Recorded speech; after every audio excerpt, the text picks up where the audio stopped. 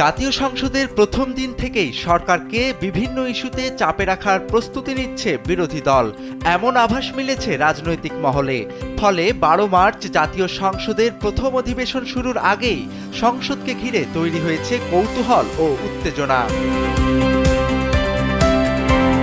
রাজনৈতিক সূত্র বলছে, দ্রব্যমূল্যের ঊর্ধ্বগতি, আইন শৃঙ্খলা পরিস্থিতি, নির্বাচন নিয়ে বিতর্ক এবং অর্থনৈতিক চ্যালেঞ্জ এসব বিষয় সংসদের আলোচনায় জোরালোভাবে তুলতে পারে বিরোধী দল। তাদের পরিকল্পনা হলো সংসদের ভেতরেই সরকারকে সরাসরি প্রশ্নের মুখে দাঁড় করানো।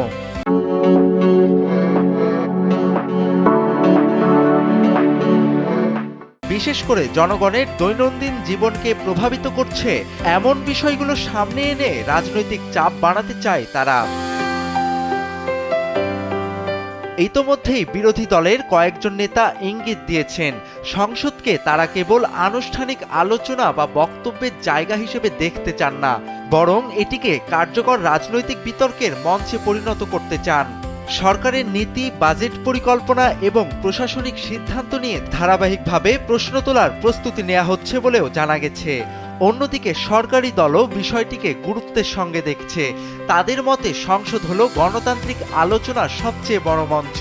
তাই বিরোধী দল সমালোচনা করলে তার জবাব দেয়া হবে তথ্য ও যুক্তির ভিত্তিতে।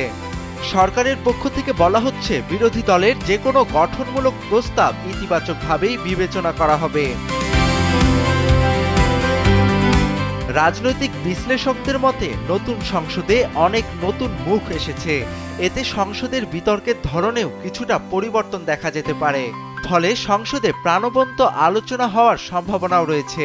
তবে পর্যবেক্ষকদের একটি অংশ মনে করছেন, সংসদের পরিবেশ কতটা উত্তপ্ত হবে তা অনেকটাই নির্ভর করবে বিরোধী দলের কৌশল এবং সরকারের প্রতিক্রিয়ার ওপর। যদি দুই পক্ষই সংসদকে কার্যকর আলোচনার জায়গা হিসেবে ব্যবহার করে, তাহলে তা গণতন্ত্রের জন্য ইতিবাচক হতে পারে। সব মিলিয়ে নতুন অধিবেশনকে ঘিরে রাজনৈতিক অঙ্গনে একটি প্রশ্ন এখন ঘুরপাক খাচ্ছে, সংসদের শুরুতেই কি সরকারকে কঠিন চাপে ফেলতে পারবে বিরোধী দল, নাকি সংসদ চলবে স্বাভাবিক রাজনৈতিক সমঝোতার মধ্য দিয়েই। তোফায়েল আহমেদ, কালবেলা।